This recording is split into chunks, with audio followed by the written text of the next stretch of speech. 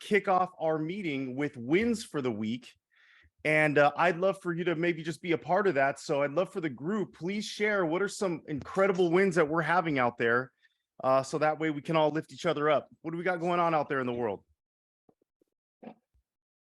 Well, I got over COVID in 1 week. Wow, That's a win. that's a huge so win. That's from amazing.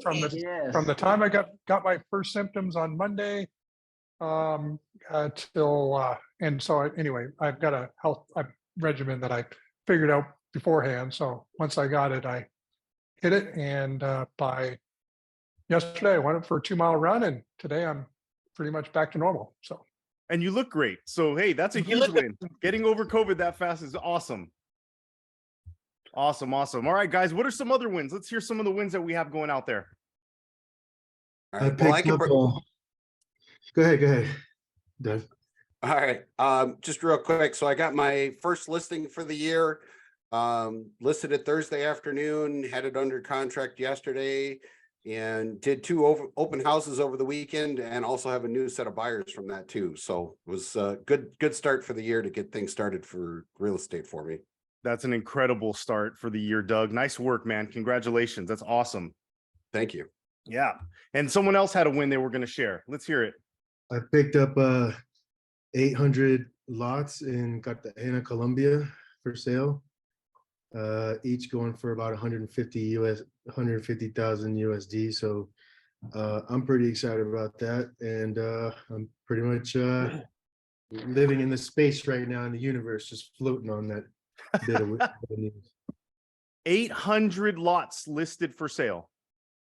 Yeah, it's part of a condominium project in Cartagena, and I'm going to be promoting it to expats and to everybody that I can get anybody that's interested in living in a part of the world where the temperature never drops below 75 degrees. I don't know if anybody's interested in that or not. I think everybody. Leave it to our actual success coach of eXp to go out there and get 800 listings like that, man. Congratulations, brother. That's amazing. That's amazing. Way to be proof of concept for yourself. Let's get 2 more. What are some 2 other huge wins that we have going on out there? Hey, Joseph, Robert Weichelt, how are you, buddy? Mr. Weichelt, good morning. You know what? I just so grateful to be here. So grateful for Glenn to be on. I just finished my success coaching certification, and I'll tell you, it is absolutely phenomenal. So, Brian, I know what you went through. It is world class. So I'm very blessed to have finished that. Great. Huge win, man. Awesome work, Mr. Weichelt. Let's hear one more. What's one more huge win out there, guys? I got a good one.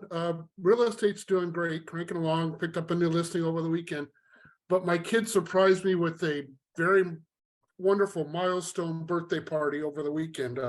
I did the big 7-0. Nice. So anyway, that's my win. I got wonderful family. Happy birthday. Greg, happy birthday to you, man. Yeah. Absolutely. Huge happy birthday to you. Well, because I really want to honor every moment that we have with Glenn, I want to dive in. Thank you guys for being on early. And I appreciate you guys pouring in as always. So obviously our founder and CEO doesn't need much of an introduction, but what I will say is this, Glenn, the fact that you continually receive accolades from the real estate community about your leadership, for me, and I think for all of us here, this morning really is the reason why. For someone of your stature in our business, for someone who really has so much going on, the fact that you're willing to show up here with us on a holiday means everything, man. So again, thank you so much for the tremendous honor, and I want to welcome you to our meeting here this morning, Glenn. Hey, thanks, Joseph. And I forgot it was a holiday, and but anyway, and like most real estate professionals, the holidays is when we work the hardest, right? That's when everybody comes to town and needs to look at houses and all that good stuff. But thanks for having me on, and we'll go whatever direction you want me to go in terms of conversation. So. Yeah, absolutely. I really appreciate that. I really want to, if it's okay with you, kind of go back to the beginning a little bit. this absolutely incredible game-changing real estate brokerage started from a concept and really kind of a place of your heart. So I'd love to know, what really was that initial thought? What was that spark that led to where we are today? Yeah, I got my license in April of 2002. So I've been in the business just under 21 years. I started on a real estate team. I was 35 years old at the time, and fortunately had been mentored and had started a number of businesses and other things just from a business perspective. I had some technology background. I got my first computer when I was 12 years old. And so I was always around thinking about how does really the internet change everything. And I kind of thought about that quite a bit and did some different things in from 95, 96, 97, started an e-commerce logistics company and created that during the dot-com collapse. But I always looked at, technology is changing the game. Of course, today, in 2023, the biggest thing everybody's talking about right now is Chat GPT, and sort of mentally you can just sort of imagine a scenario where a consumer, who's connected in some way to Chat GPT, and Chat GPT understands a consumer's preference and can have a conversation and start to recommend homes and other things based on AI, looking at, photos, seeing what they've looked at in the past, et cetera, and sort of say, hey, based on, your preferences, these are some properties. And by the way, I think that you match up best with Joseph as your potential agent. So I could see like this AI thing being really kind of an interesting piece. But I got in the business sort of recognizing that technology is the lever that can give us, if we embrace it, an unfair advantage in the marketplace. Meaning that we've all got the same 24 hours a day to talk to consumers, but how do we talk to the right consumers at the right time, as opposed to just talking to lots of them? So how do we go from spending 80% of our time prospecting and 20% of our time actually working with clients to 20% of our time prospecting and 80% of our time working with clients? And that all has to do with how we actually leverage tech. So anyway, fast forward, I had a lot of really positive successes in my career. Rookie of the year, top buyer's agent my first full year, number 3 in the office. My next year, I went to Keller Williams, started a team, and became the top team there. By my 4th year in the business, I was the top 50 nationally with Keller, and then went independent from Keller, mainly because I got attracted to them because of the profit share system, like a lot of people are, and unfortunately, the offices that I had agents at wasn't very profitable. So, with 184 people, I was like, hey, this doesn't work. The recruiting brochure doesn't really match up with the reality. And so I went independent in 2007, and had a great 2007, was on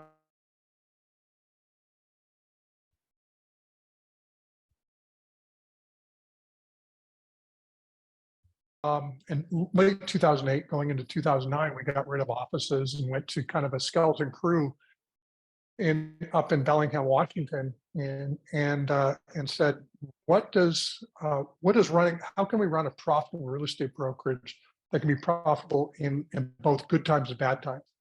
And for me, that was fundamental to running a real estate brokerage.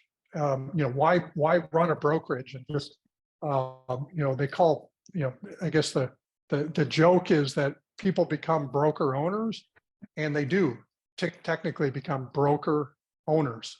And for me, I didn't want to become a broker owner. I wanted to actually be able to sort of make money. And so at that point, it's like, well, the single biggest cost, and by the way, I remember reading the Millionaire Real Estate Agent book that Gary Keller put out. And in there, he outlines, the single biggest cost to run a real estate brokerage or real estate team is their sort of bricks and mortar, followed by your staffing costs. It's right there in black and white. Mhm. It's like, well, why the heck, do we need offices? Well, in 2002, we needed offices because that's where all the high-speed internet was.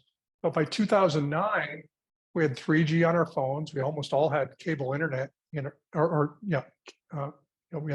3G on our phones, high-speed internet at home. So no longer needed to go in an office to upload photos, search the MLS, all that stuff. Most people had set up some version of a home office already if they're in the real estate business. So why don't we embrace the future of real estate? And then the next question is what would it take me as an agent wearing an agent hat? What would it take for me to actually move my license to a company that didn't have bricks and mortar? And so, we invented, up until we showed up in the scene, anybody who didn't have bricks and mortar offices, they were all the 100% no frills real estate shops. They were kind of like the Home Smarts and the Realty One groups and some others that basically charged very low fees in order for agents to be there, which is great. There's a market for that business. But I mentally kind of said, well, there's not really enough money for leadership. One, if you want to actually think about running those businesses, you basically have to scale with what we refer to as W-2 staff, salary-based staff. And if there's not a lot of money in the model, then you're not going to be able to pay your W-2 staff to actually go and expand that business model. The other thing that I thought about was, as an agent, even at Keller, I wasn't on staff, but I recruited 184 people to Keller, either directly or indirectly in that 3 years prior. And I did that of my own volition. And because of the promise of profit share. I said, if there's probably a whole bunch of people that are like me, that if we created a financial model where they could actually get benefits, they'd actually want to grow the brokerage. So that's how we came up with the revenue share model. And then the other piece I was trying to solve for was equity ownership. And I was rookie of the year at Prudential, now a Berkshire Hathaway's office up in Bellingham, Washington. I ended up at Keller being the #1 team in my office, #3 in the region, top 50 nationally. And I went and asked for ownership in the Keller office, and they offered me a 1% interest in the office. And I was 30% of the sales volume. And one, the couple of good things that came out of it. One, because I was offered the 1%, I got sent the documents that I have to actually sign if I'm going to become an owner. I read through it and I'm going, this totally doesn't make sense. There's a clause in there, which I believe is still in there because I hear about it all the time, that if you are an owner, you can't compete for a period of 2 years after you sell your interest in the market center. And I'm like, who in their right mind would ever sign that agreement? So I never took on the ownership interest. But I always believed that ownership was a big deal. And so I visited with one of our current board members before we started eXp about how do I make agent shareholders. And even today, without being a public company, you can't do it. Like right now, there's a company right out of Florida that's offering equity. Well, they're doing it illegally. Like they're like literally the guy could probably go to jail. And if it comes out that he's basically offering securities without a securities registration attached to it, and that is, the SEC doesn't look kindly to that, and New York doesn't look kindly on it, and a lot of states don't look kindly on it, and so it's likely to come back and bite him. But we went through the work and effort to actually become a public company. And we were the first company in the history of real estate to actually offer equity to our agents and brokers in 2014, because it was a really big deal. And Glenn, real quick, just so everyone's clear, like your initial offer of receiving equity was in that single office of Keller Williams, not in the entire brokerage. Is that correct? That is, yeah. And the thing, it's really a key point, because if you think about it, a local office ownership, which is what 90+% of ownership is Mhm. in real estate by agents. In that regard, those offices quite often go out of business. And you think about the only person that wins, by the way, the franchisor never goes out of business. Have you noticed that in the downturn, Remax didn't go out of business, Keller didn't go out of business, Coldwell Banker didn't go out of business, but tons of broker owners ended up going bankrupt, having to close down their offices, merge, whatever. And we're seeing that currently going on. It's like the worst ownership interest you could ever wish on somebody is ownership in a physical bricks and mortar based real estate office, because it's basically you're basically working for the landlord, and unless you're buying the building and buying the actual underlying asset, it just makes zero sense to actually even go that direction. But most people are just leasing an office, paying the landlord, and in a downturn, guess what? Those landlords have a 3-year, 5-year, call on your money, whether you like it or not. And so the ownership is, and that was the other thing I always said. I'd always would have loved to have been a shareholder, shoulder to shoulder with Gary Keller. Who wouldn't have wanted to be a shareholder there? But it was the one piece of ownership that Gary was not offering unless you were in his chosen few in there. So you've got the Mary tenants and the Mo Anderson or Mo. I think anyway, Mo Anderson, I think. But anyway, you got that small group that was an owner. But if you're not part of that small group, then you pretty much were at the mercy of whatever your market center did. And so, and the reason I like to point that out is simply because going from a place where you were giving that small opportunity in a local market, the way that you approached eXp Realty and gave us an opportunity to have ownership, I want people to really grasp just like the magnitude of ownership that we have here, because it's not in one market center. It is in the entire now global brokerage. And I think if everyone really wrapped their heads around that, like that alone is just an absolute game changer in our industry and for our lives on a very individual basis.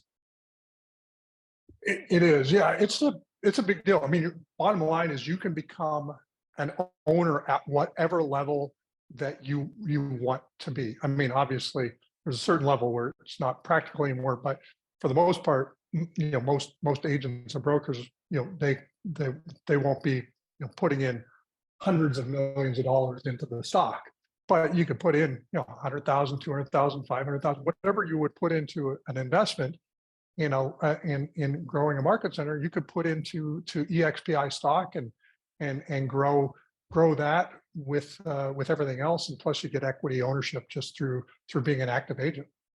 And did you initially have the idea of attaching that to production? Because obviously here, that's a really incredible opportunity where it's just, you can put it on autopilot, which I was very lucky that I did that when I started and never thought twice about it. But was that something that was out of the gate part of your thought process around this, or did that come in the future?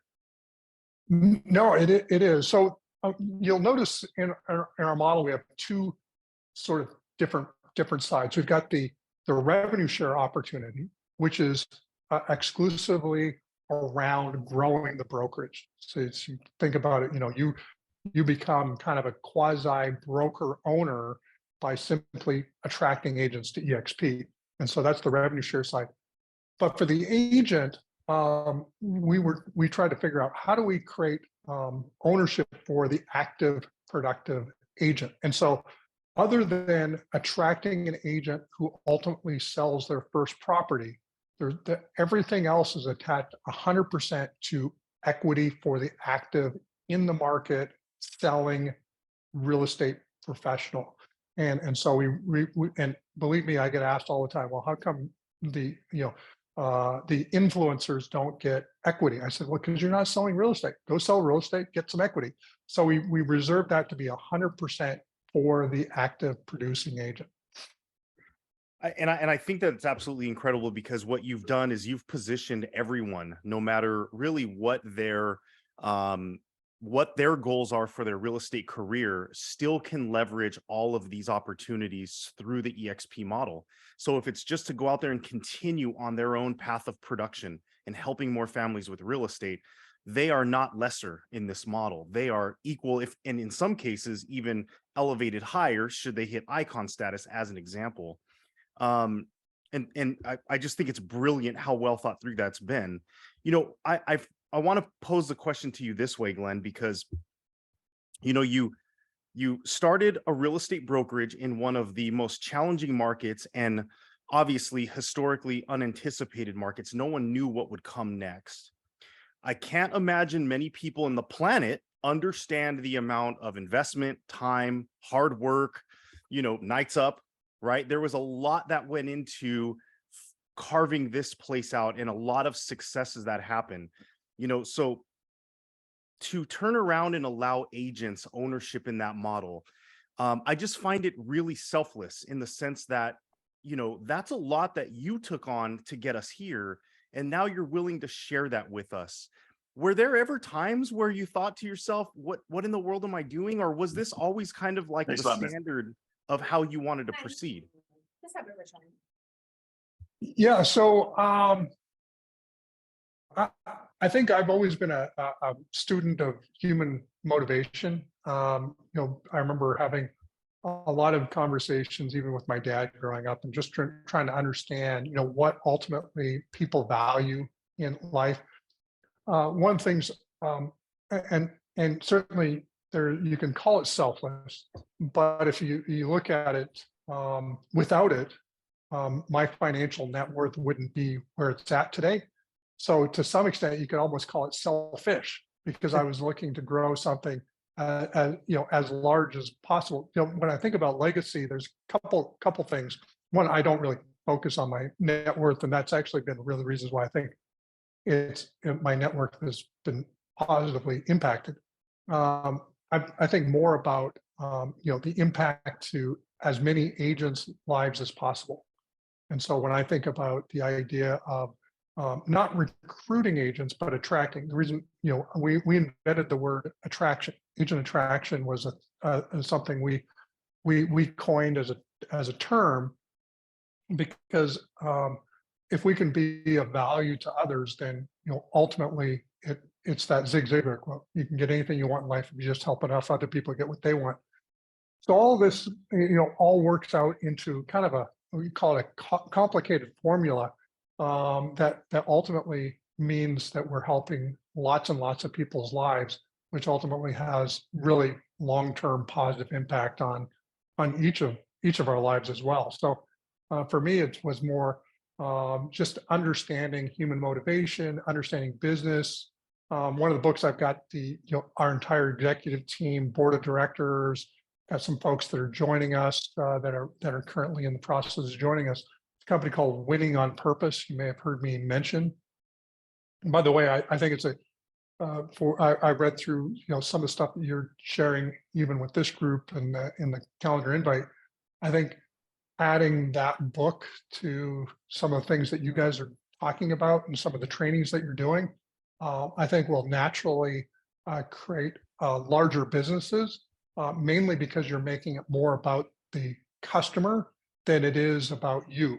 And anytime you make it more about the customer, in our case, our agents, then the more that you're going to ultimately win. It takes longer, by the way. Like you know, in the short run, you know, 3, 6, 12 months, maybe 24 months, or maybe even longer. For us, I would say we didn't overtake what we would have made in the short run till probably 2015, 2016. So if you go from 2009 to 2016, it took 7 years to actually have the investment pay off. But now that the investment's paying off, it's paying off like with, you know, huge, you know, dividends, figuratively and actual dividends, because the company is doing well. So from that perspective, you know, always focusing on the customer and making their lives as amazing as possible. You know, it takes longer to earn income, but once you do, the rewards are well worth the effort. Yeah, and I really appreciate that. I'm gonna kind of leave the past part of it with simply this, Glenn. I'll take your selfishness every day of the week, man. If that's selfish for you, I love it. And it's interesting because in the real estate world, there are really great practitioners that maybe aren't the best marketers, and then there's really great marketers who maybe don't have that focus on the practitioner. And we know marketing's essential. You have to be out there. You can't be a secret agent and get business, or as much as you maybe could have.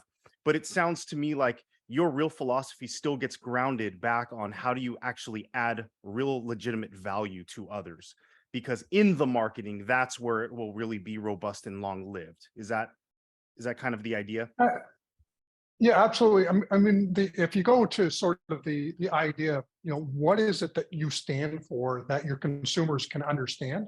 And I was going through some of the materials that was in the calendar invite, and I noticed that one of them was about buyer tour, or setting up your buyer tours, or buyer tours. So prior to EXP, it was Buyer Tours Realty, actually buyertours.com, still on the domain name, which I just thought it was kind of interesting. I just kind of caught that while I was going through some of the stuff.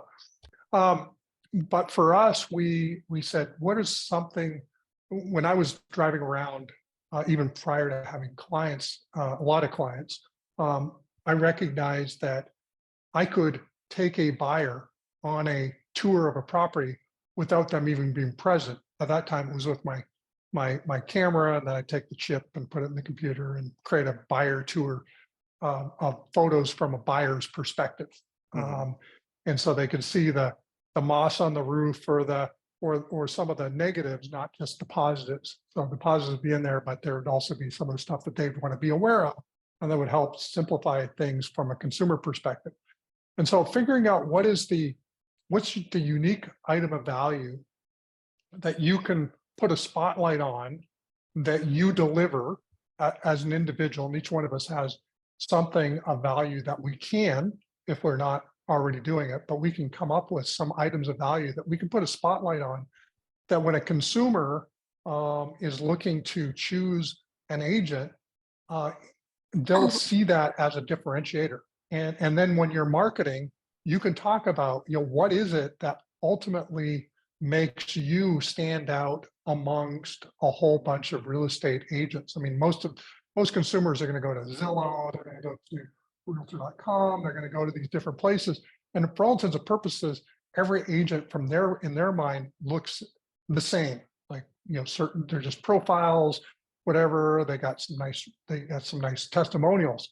So that's, one part of the marketing. But then if you can, using social media, using YouTube, using different stuff, you can actually create a true voice and a true understanding of the things that consumers really care about in your particular market. Then all of a sudden you can actually create that inbound. A great salesperson without good marketing doesn't do very well, because they're not working with very many clients. A great marketer and an okay salesperson will do phenomenally well, because they've got lots of consumers to talk to, and will naturally over time become a better salesperson. So, working on the front end of the funnel, and figuring out how to differentiate and how to make your marketing dollars actually create a good return by creating a differentiated product or service, some unique value prop, at the end of the day, is the way that I've always thought about it. So if you're not doing something different, then why would a consumer choose you? And I think authenticity is really important there, right? Because if you're leveraging a funnel like that, where you have a lot of people seeing who you are and you're really true to your values, they will filter through the ones who want to work with you based on that similarity in values, and others will be filtered to somebody else, and that's okay too. But I think that's excellent. Like, find your value proposition, if you will, and really put that forward. Glenn, I really want to get to some of the exciting stuff that we have going on, because here at eXp Realty, it's like nonstop as far as new innovations, opportunities. Like, we have so many different programs that are really hitting stride right now, with Revenos as an example. what are some of the things that you're really finding that are exciting just to you personally, and where you find some of these unique opportunities that we have in house that can really move an agent forward as far as like a niche in their career? Yeah, every agent's going to be is different. I have agents come to me and say, okay, what should I do from I want to follow your tech journey. I want to do some of the same stuff you did. I said, well, that's great. Keep in mind that when I got into this at 35, I've been doing tech marketing for 15 years. So it's not like or 15, 20 years. So it wasn't like it was like an overnight kind of deal. So, I think one of the things is first become a student of the business. Like that's number one for if you're as an agent, you want to become a student of the business and recognize that you need to be putting in the hours to learn new skills, and sort of figure out what's what, learning things like KV core and understanding how to drive traffic in via whatever method. And if you want to just do it turnkey, you can jump on Making It Rain, and they can actually manage your PPC spend and actually generate you leads that way. But at the end of the day, every agent's is going to take a little bit different journey figuring out where their niche is. But the nice thing is there's 60, 70 hours of classes going on every week. I saw your schedule of stuff that you're doing with some of the stuff that you're plugging people into. There's a lot of places to sort of plug in, but figure out what it is that you want to do, and then get a mentor. Find someone in EXP. I'm not talking about the mentor program, but find someone who has been successful to kind of point you at what's the next thing I should do for my career. This is a marathon, not a sprint. There's a lot of things to learn and to figure out where you need to go to next.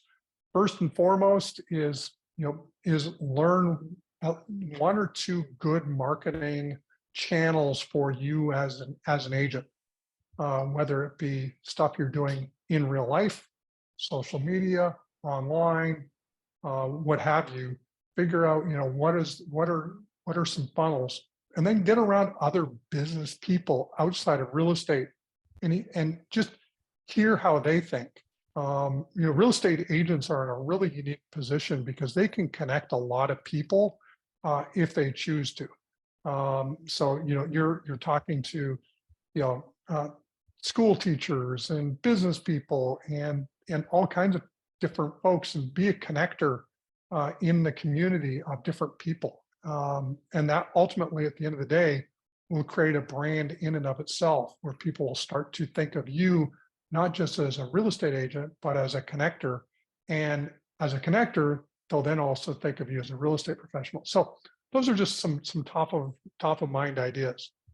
Yeah, I love that. And thank you very much for that, Glenn. And one of the things that I think that obviously you're speaking to, and that's really valuable for any agent, because when you come to something where there's an organization like this, where the opportunities are of abundance, right?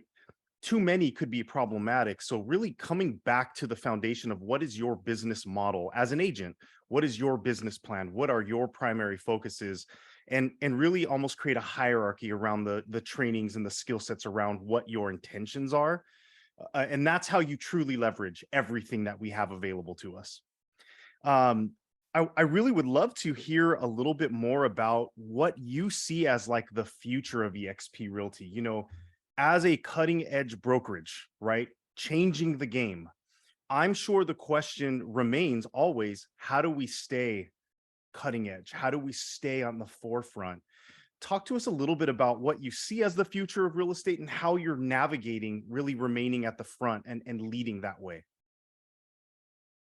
Yeah. So one, to note, like let's see, today is whatever the 23rd or something, 21st or something like that of February. So I've been back in the CEO role for about 50 days, something like that.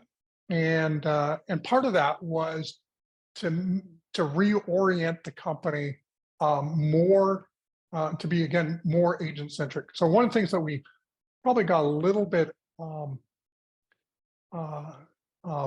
too focused on was what I call P&L management, profit and loss management. Now, it's important that one has a profit. That's how you stay in business. But getting too focused on the P&L takes you off the most important task, which is how do you make this the most amazing place for our agents? And so for us, I mentioned the book Winning on Purpose earlier.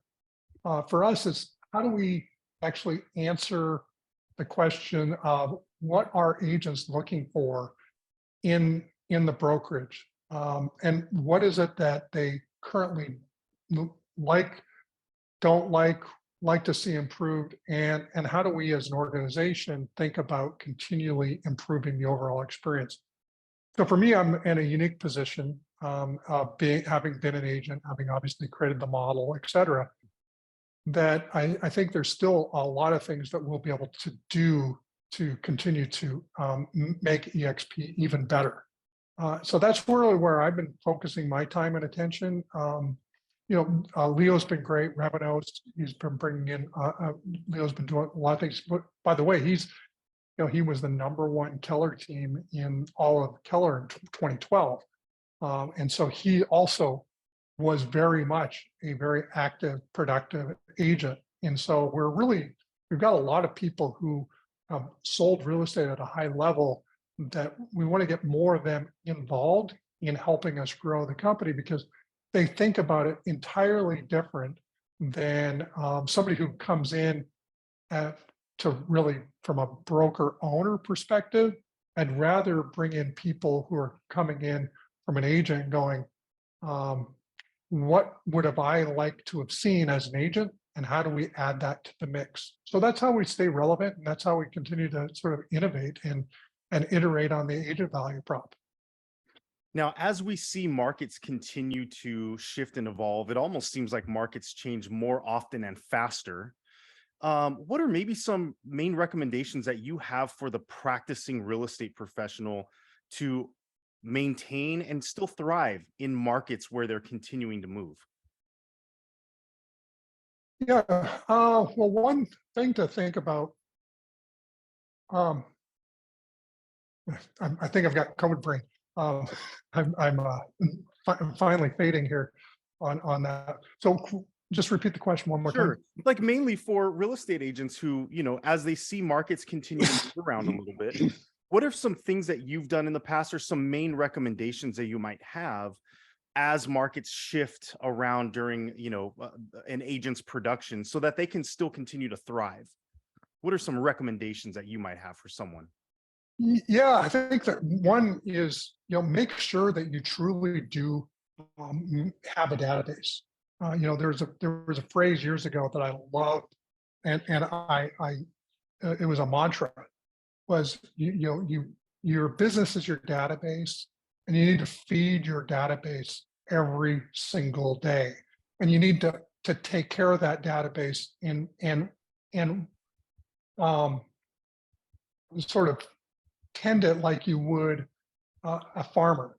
Like your business, at the end of the day, if you aren't truly in figuring out how to categorize, organize, and strategize on your database, and spending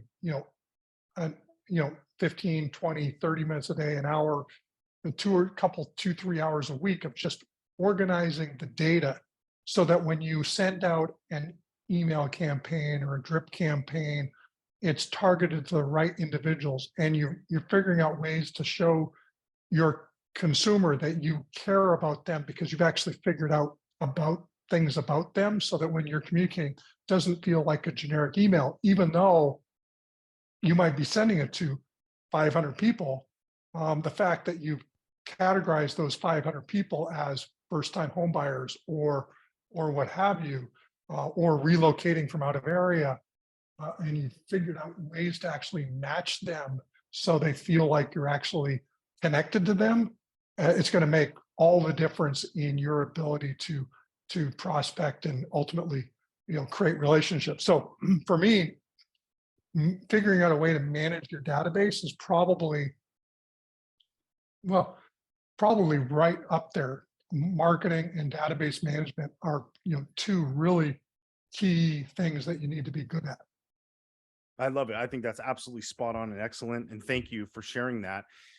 As far as the agent attraction side of things go, there's a lot of our agents here who really do take seriously the opportunity of helping to grow this brokerage and being a part of the success of eXp Realty as we grow not only in agent count, but in production. What are some really good recommendations or tips when it comes to our agents maybe on the journey or just getting started in trying to attract other agents to our brokerage? Yeah, so I get a chance, obviously, to talk to a lot of people and to see what works and what doesn't. First and foremost, is just have conversations with people. Take people to lunch. I like to play with the idea it's just lunch.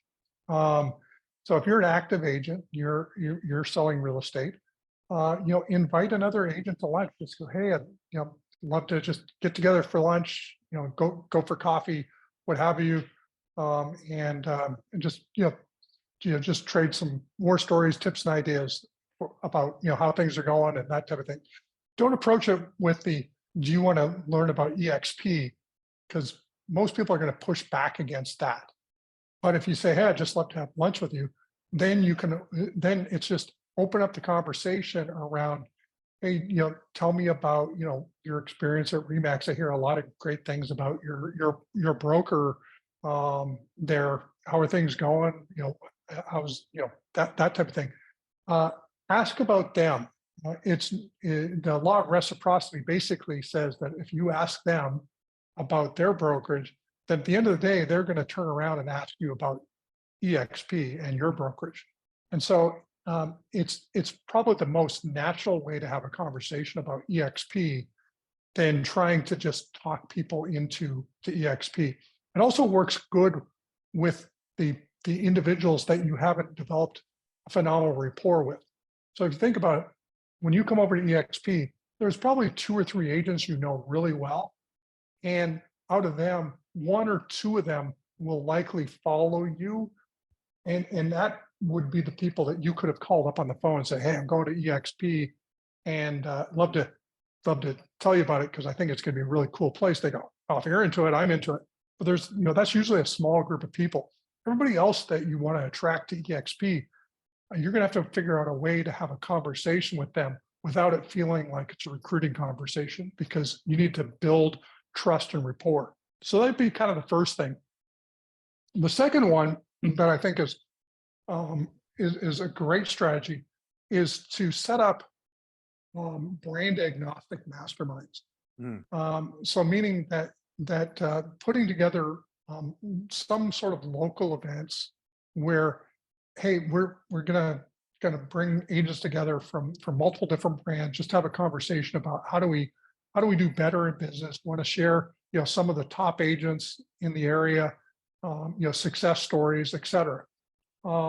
Facilitate that. Obviously, get at least a couple top eXp agents to be on a panel, but also get a top Remax agent, a top Coldwell Banker agent, a top KW agent. Get them on panels to have conversations about what's working. Just the natural setting up of those events makes you an attractive leader for them to be involved with at some level. The cool thing is I say that business is a conduit to relationships. Relationships are also a conduit to business, and so they kind of are interchangeable, because you can kind of go. I think it was Gary Vaynerchuk wrote the book, The Thank You Economy. A lot of times, the way that we monetize things is actually through being thanked for being a connector. And people will actually join you as an agent at eXp, not because of the value that eXp brings, even though obviously we've built a really good model, but it's more because of the relationship that you've developed, and they're just looking to be around the proximity to great relationships. And so, I always think about the idea that EXP is just a platform, it's just a model, but they'll join you because of your relationship to the model, as much or more so than they'll ever join EXP, because of the model by itself. So EXP without you as an individual isn't really that valuable, but EXP with you is incredibly valuable. So I guess in a lot of ways, selling real estate and attracting agents do have a lot of similarities where it still comes down to a genuine interest in someone else and some opportunity to actually help them with what they're trying to accomplish in their lives. Go figure. Exactly. Yeah. And Glenn, if you don't mind, I would love to, in just a moment, open this up to a couple of others, maybe unmuting and asking some questions, because I know they have some burning ones. But before I do, really quickly, I would love to know, just you as a human being, what are some things that are really exciting to you right now, just in your life? I know that you've had a really interesting fitness journey as of the last couple of years and whatnot. Like, what's really exciting about things in your life? What's going on with you? Yeah. So one, I've kind of embraced this last year or so, the entrepreneur side, more so than I had in the past. I think one of the things that I recognize is that in my 30s and 40s, especially, I had kids, that were, well, still a big part of my life, but they were actually, going to school, going to university, that type of thing. And I always carried a little bit of guilt, as probably a lot of us do, of working too much and not being, as available as we should, because that's the term, right? Yep. And so this last year, I kind of figured out that I really enjoy being an entrepreneur. So that for me, I'm sort of made peace with the should be thinking about retirement, should be this, that, whatever. Like I enjoyed building businesses. So I'm actually more in my element right now than I have been in the past in doing the same thing. But I do, I enjoy boating. I like running. I like, I'm obviously getting to meet and interact with some pretty unique people, the Grant Cardones, the Glenn Stearns, the Naveen James of the world, these folks that are, legit billionaires. It's kind of fun, kind of getting to pick their brain and sort of, do different things with some of these folks. But for the most part, I'm, my life hasn't changed that much. It's changed a bit, but for the most part, I'm still enjoy working on the business. That's kind of where I get my enjoyment. That's awesome.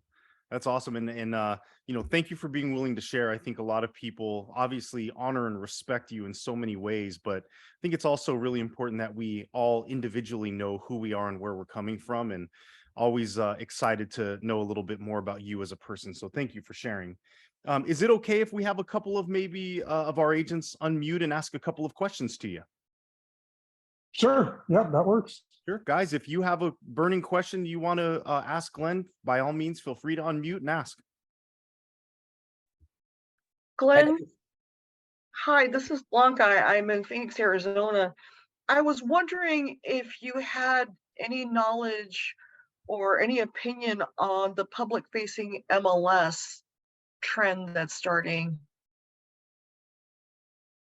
Not a whole bunch. I mean, there's been the various versions of public-facing MLSs for many years, and in various different forms. I know they'll be sort of more out there, and then there'll be more that'll shift back and forth. So I've seen it go both ways over the years. At the end of the day, MLSs are not good marketing organizations. So depending on how the MLSs are becoming more public facing, Houston Association of Realtors has been public facing for a lot of years, and actually is probably the most public facing of any of the MLSs out there. But for the most part, I don't really see, whether it be data fields that need to be displayed on other IDXs, or if MLS has become more transparent themselves. I don't think any of this really changes much for us as individual agents on the ground. They're just, consumers have been demanding since the advent of the internet more access to more information. But at the end of the day, they still need the agent to actually help them, through these, fairly complicated transactions.